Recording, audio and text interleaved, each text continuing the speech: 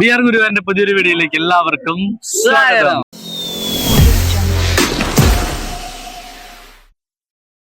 അപ്പൊ വിഷു ആവാറായി. ഏപ്രിൽ 15-ാം തീയതി വിഷു ആണ്. അപ്പൊ വിഷുവിന് നമ്മള് എന്താ പറയുക, സ്വർണം പോലെ അത്രയും തിളക്കമാർന്ന വിഷു കണിക്ക് വെക്കുന്നതാണ് കൊന്നപ്പൂവ്.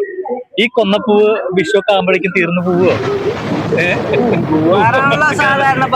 കാരണം എന്താ വെച്ചിട്ടുണ്ടെങ്കില് വിഷു ഏപ്രിൽ 15 വിഷുവായി. അതിന്റെ മുന്നേ കഴിഞ്ഞു, അതായത് മാർച്ച് മുതലേ ഈ വിഷു കൊന്നപ്പൂവൊക്കെ കംപ്ലീറ്റ് പൂത്തുലഞ്ഞു നിൽക്കാണ് അല്ലെ? കംപ്ലീറ്റ് സ്ഥലത്തും പൂത്തുലഞ്ഞു. ഇത് ഇവിടെ ഇങ്ങനെ പൂത്ത് നിൽക്കണില്ലേ? ഇപ്പൊ നമ്മൾ നിൽക്കുന്നത് തേക്കിൻകാട് മൈതാനത്താണ്, തൃശ്ശൂർ തേക്കിൻകാട് മൈതാനത്ത് ആണ് നിൽക്കുന്നത്. അപ്പൊ അവിടെ അത് കണിക്കൊന്ന നിൽക്കുന്നുണ്ട്, അവിടെ ഒരു കണിക്കൊന്നുണ്ട്.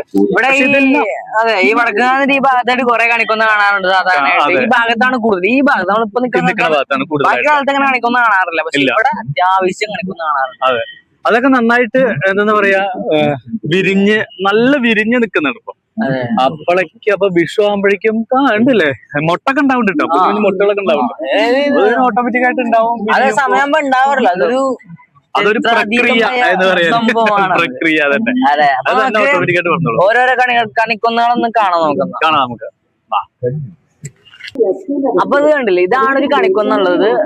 എന്ത് ഭംഗിയാന്ന് നമ്മുടെ എന്താ പറയാ, മുല്ലമുട്ടൊക്കെ ഇല്ലേ, അതുപോലെ വിരിയാനായി നിൽക്കണ മുട്ട് പോലെ നല്ല രസമായിട്ട്. ഇനി ഇത് കുറച്ച് കടന്ന് കുറച്ച് 2-3 ദിവസം കഴിഞ്ഞ് അത് വളർന്ന് വലുതായിട്ട് പിന്നെ പൂവായി മാറും. ബാക്കിയുള്ള കാണുന്ന കണിക്കുന്ന പോലെ ഗ്രാവിറ്റി ഉള്ളതുകൊണ്ടല്ലേ ഇങ്ങനെ കിടക്കണത് ഭംഗിയില്. ഗ്രാവിറ്റി ഇല്ലെങ്കിൽ എങ്ങനെയാവൂലേ ആലോചിക്കേ? അങ്ങനെയൊക്കെ ഇട്ട് ഇങ്ങനെയൊക്കെ ഗ്രാവിറ്റി ഉള്ളതുകൊണ്ട് താഴത്തോട്ട് ഇങ്ങനെയായിട്ട് ഇങ്ങനെ വെക്കണം. ചരിത്രങ്ങളാ. അവിടെ എക്സിബിഷന്റെ ശബ്ദം കേൾക്കണോ? എക്സിബിഷൻ 10-ാം തീയതി മുതൽ സ്റ്റാർട്ട് ചെയ്യാൻ പോകട്ടാം. 10-ാം തീയതി മുതലാണ് എക്സിബിഷൻ ഓക്കെ ആവണത്. അപ്പോഴേക്ക് എല്ലാ കടകളും സെറ്റ് ആവും. അപ്പൊ നമുക്ക് എക്സിബിഷന്റെ അടിപൊളി വീഡിയോ വരും, മിസ് ചെയ്യണ്ട. അടിപൊളിയാണത് അല്ലെ? വെയിറ്റിംഗ്. അതെ. അപ്പൊ നമ്മള് ഇവിടെ വന്നപ്പോ നമ്മൾ എന്താ പറയാ, തേക്കിൻകാട് മൈതാനത്ത് വന്നപ്പോ ഇവിടെ നമ്മള് കുറെ കാവടികൾ ഇരിക്കുന്നുണ്ട് നമ്മള് അല്ലെ? കുറച്ച് കാവടികൾ ഇങ്ങനെ ചാരി വെച്ചിട്ടുണ്ട്. ഞാൻ വിചാരിച്ചത് ഇത് തൃശ്ശൂർ പൂരൊക്കെ വരാൻ പോലെ അതിന് മുൻപ് എന്തെങ്കിലുമൊക്കെ ആയിട്ട് പ്രോഗ്രാംസ് ഞങ്ങൾ വിചാരിച്ചത് എന്ന് കരുതി. എന്നിട്ട് ഞാൻ അവരുടെ അടുത്ത് ചെന്ന് ചോദിച്ചു. അപ്പോഴാണ് ഇന്ന് ഇലക്ഷന്റെ കലാശക്കൊട്ടാണെന്ന്. അപ്പൊ തൃശ്ശൂർ റൗണ്ടിൽ നിന്ന് മൊത്തം എല്ലാ പാർട്ടിക്കാരും വന്നിട്ട് കലാശാണ്. അപ്പൊ അതിന് വേണ്ടിയിട്ട് പാർട്ടി പരിപാടിക്ക് ഇവിടെ നിന്ന് ഇറക്കിയിട്ടുള്ള കാവടികളാണെന്ന് പറഞ്ഞു. അതെ. അപ്പൊ നമ്മള് അറിയാതെ ഒരു പ്രത്യേക സമയത്ത് ഈ കാവടി കണ്ടപ്പോ നമ്മള് ചോദിച്ചാണ്. കാരണം നമ്മള് ഉത്സവങ്ങളൊക്കെയാണ് നമ്മള് കാവടികൾ. അപ്പൊ ഉത്സവമുണ്ട്, അപ്പോഴാണ് പറഞ്ഞത് പാർട്ടി. എന്തായാലും കാവടി ഇവിടെ നിന്ന് ഇറങ്ങിയിട്ടുണ്ട് ഇവിടെ. അതുപോലെ എക്സിബിഷന്റെ അവിടെ തന്നെ ഓരോ സാധനങ്ങൾ കെട്ടിയിട്ടുണ്ട്. ഇനിയിപ്പോ ഈ നമ്മുടെ ഈ റൂട്ട്സിൽ ഇപ്പൊ നമ്മൾ നിൽക്കുന്ന സ്ഥലമുണ്ടല്ലോ, ഇവിടെ നമ്മൾ ഈ എക്സിബിഷനോടനുബന്ധിച്ച് തന്നെ ഇവിടെ സ്റ്റാളുകൾ വരും. ഇവിടെ വേറെ കുറെ സ്റ്റാളുകൾ അനുബന്ധിച്ച് ഇതിനകത്ത് നടത്താൻ പറ്റാത്ത കുറച്ച് ആൾക്കാരുണ്ടല്ലോ. അപ്പൊ അവര് ഇവിടെ ചട്ടിയും കാര്യങ്ങളും അതുപോലെ നമ്മള് ആകർഷിക്കുന്ന രീതിയിലെ ക്രാഫ്റ്റും പിന്നെ കുറെ സംഭവങ്ങളൊക്കെ ആയിട്ട്. പിന്നെ ഓണത്തിനാണ് നമ്മൾ കൂടുതൽ ഓണത്തപ്പനൊക്കെ ആയിട്ട് ഇതിനും വരും. പൂക്കളം നമ്മൾ കാണണ്ടല്ലോ, വേറെ എടുത്താൽ നമുക്കൊക്കെ മനസ്സിലാവുന്നതാണല്ലോ. കുറെ കാഴ്ചകള് നമുക്ക് കാണാൻ പറ്റും. ഇവിടെ ഒരു കണിക്കൊന്നുണ്ട്, അതിന് ഒറ്റപ്പെട്ട് നിൽക്കുന്ന ഒരു കണിക്കൊണ്ടാണ്. അതുകൊണ്ട് തന്നെ കാണാനും നല്ല ഭംഗിയുണ്ട്. നോക്കി എന്ത് ഭംഗി നോക്കിയ കണിക്കൊന്നാണ് അത്. ആ വെയിലിന്റെ ഇത് അടിക്കും, റിഫ്ലക്ഷൻ അടിക്കുമ്പോ ശരിക്കും സ്വർണം പോലെ തിളങ്ങണ നല്ല രസമായിട്ട് കണ്ടില്ലേ? അത് കളർഫുൾ അല്ലേ? അടിപൊളി, നല്ല കളർ കാണാനായിട്ട്. എല്ലാം മഞ്ഞ കളറ്, ചെറിയ മുട്ട് പോലെ നിൽക്കണ. ഇത് വളർന്ന് വലുതായി വരുമ്പോഴേക്കും തന്നെ വിഷു ഒക്കെ ആവും. അതെ, വിഷു. പിന്നെ ഈ വിഷു കാലത്തല്ലാതെ ഈ കണിക്കൊന്ന വിരിയുന്നത് എവിടെയും കണ്ടിട്ടില്ല. ഇല്ലല്ല, എവിടെയും ഉണ്ടാവില്ല. സീസൺ അത് ആ വിഷു വരുമ്പോ മാത്രം. പിന്നെ ഇത് കൊന്നപ്പൂ നമ്മൾ ഇപ്പൊ ഈ കാണുന്ന സാധനം ഇങ്ങനെ വെറുതെ നിൽക്കുവാണ്. വിഷുവിന്റെ അന്നേ ദിവസം ഈ സാധനം ഒരു പിടി കിട്ടണമെങ്കിൽ 50 രൂപ കൊടുക്കണം. വിഷുവിന്റെ അന്ന് കണി വെക്കാൻ കിട്ടണമെങ്കിൽ. കാരണം അതൊന്നും കാണില്ല, കംപ്ലീറ്റ് പിടിച്ചോണ്ടു, ഫുള്ളായിട്ട് പിടിച്ചോണ്ടു. പക്ഷെ ഇത് കണിക്കൊന്ന നമ്മൾ ഇങ്ങനെ നിൽക്കുന്ന കാണുന്നതല്ല. നമ്മളിത് പൊട്ടിച്ചിട്ട് നമ്മൾ പൊതിയാക്കിയിട്ട് നമ്മൾ വീട്ടിൽ കൊണ്ടുവച്ചാൽ ഇങ്ങനെ കൊഴിഞ്ഞു വീഴണം, കംപ്ലീറ്റ് കൊഴിഞ്ഞു വീഴും. അപ്പൊ നമ്മള് അപ്പൊ അതുകൊണ്ട് നമ്മൾ തലേ ദിവസം മേടിച്ചു വെച്ചിട്ട് കാര്യമില്ല, അതൊക്കെ കൊഴിഞ്ഞു വീഴും.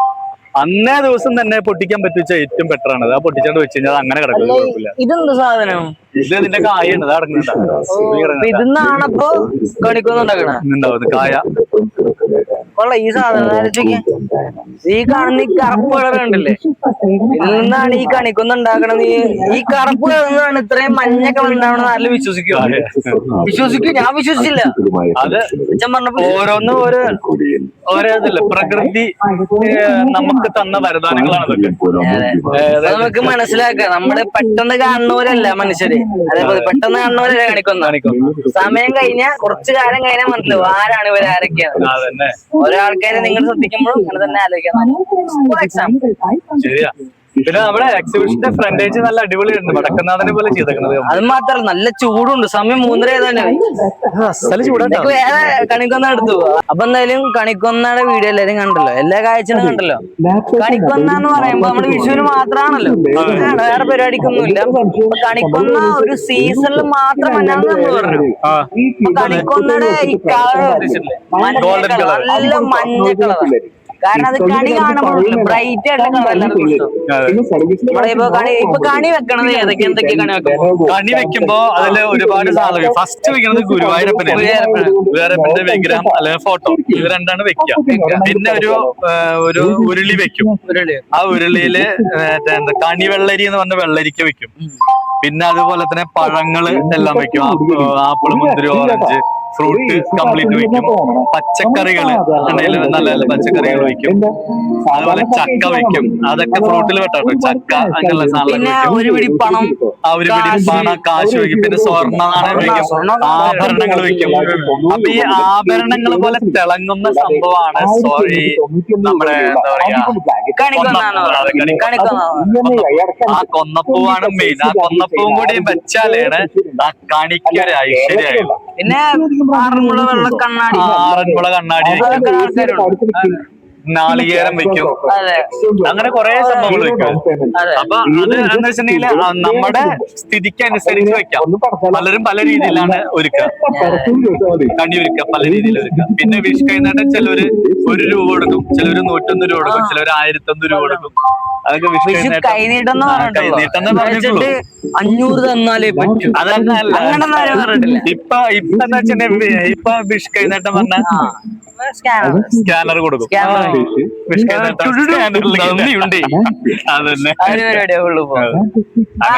എന്ന് പറയുമ്പോ പിള്ളേരെ മനസ്സില് ഞാനൊക്കെ പെട്ടെന്നായിരിക്കുമോ വിഷുവേ കുറച്ച് കാശൊക്കെ വരും, കുറച്ച് പരിപാടിയൊക്കെ ചെയ്യണം.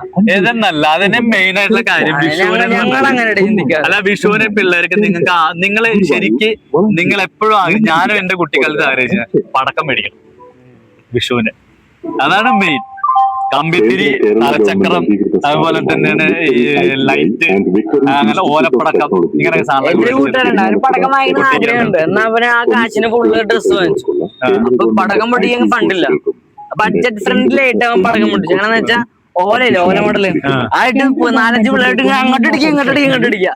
ഇതിന് ശബ്ദം കേട്ട് വെറുതെ സന്തോഷായി പടക്കം പൊട്ടിച്ചതിന്റെ ഒരു ഫീലിംഗ് കിട്ടി. അങ്ങനെ കുറച്ച് ആൾക്കാരെ അതുപോലെ മഴ പെയ്തോണ്ടിരിക്കുക, പടക്കം പൊട്ടിക്കാൻ പറ്റില്ലല്ലോ. എന്നിട്ട് വീടിന്റെ പുറത്ത് എന്നിട്ട് ഫോൺ ബ്ലൂടൂത്തിൽ കണ്ടിട്ട് പടക്കത്തിനകത്ത് വെക്കും. പടക്കം പൊട്ടിച്ചോണ്ടിരിക്കുക. പക്ഷെ നമ്മളത് കത്തിച്ച് കുറച്ചൊക്കെ അങ്ങോട്ട് തെറിക്കുമ്പോൾ ഫീല് വേറെ. അതൊക്കെ ഇപ്പോഴത്തെ ടെക്നോളജി അല്ലേ. നമ്മളൊക്കെ ചെറുപ്പത്തിൽ പടക്കം, ഓലപ്പടക്കം പോയി മേടിക്കും. 100 ഓലപ്പടക്കം 80 രൂപ അല്ലെങ്കിൽ 70 രൂപ, 50 രൂപ അങ്ങനെയൊക്കെ റേറ്റ് ആണ് അന്ന്. ഇപ്പം വരുമല്ലേ.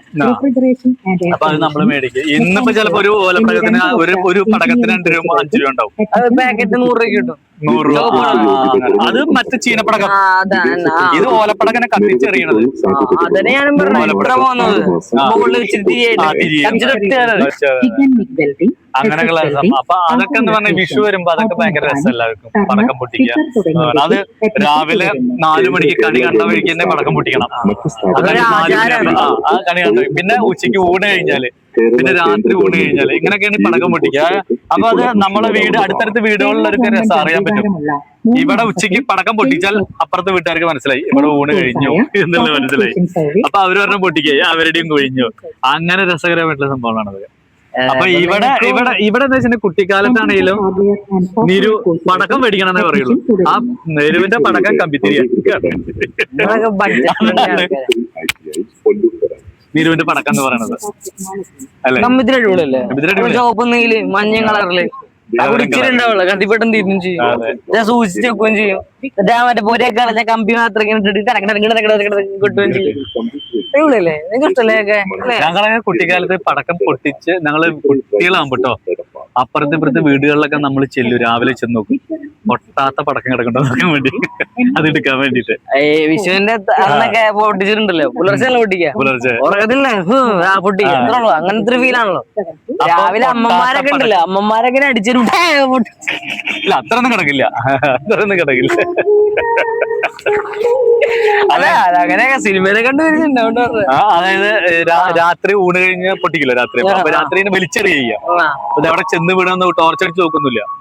അപ്പൊ നേരെ വിളിച്ചാകുമ്പോ ഞങ്ങള് കുട്ടികള്, ഞങ്ങള് 5, 6, 7 പഠിക്കുമ്പോ ചെല്ലും, വീട്ടുകാര് ഓരോ വീടുകളിൽ ചുമ്മാ അങ്ങനെ ചെല്ലും. അപ്പൊ അവരുടെ അടുത്ത് മുറ്റത്ത് അങ്ങനെ നോക്കുമ്പോ ചില പൊട്ടാത്ത പടക്കം കിടക്കുന്നുണ്ട്, അതൊക്കെ പറയിക്കൊണ്ടുപോകും, എന്നിട്ട് പൊട്ടിക്കുന്ന വേണ്ടിട്ട്.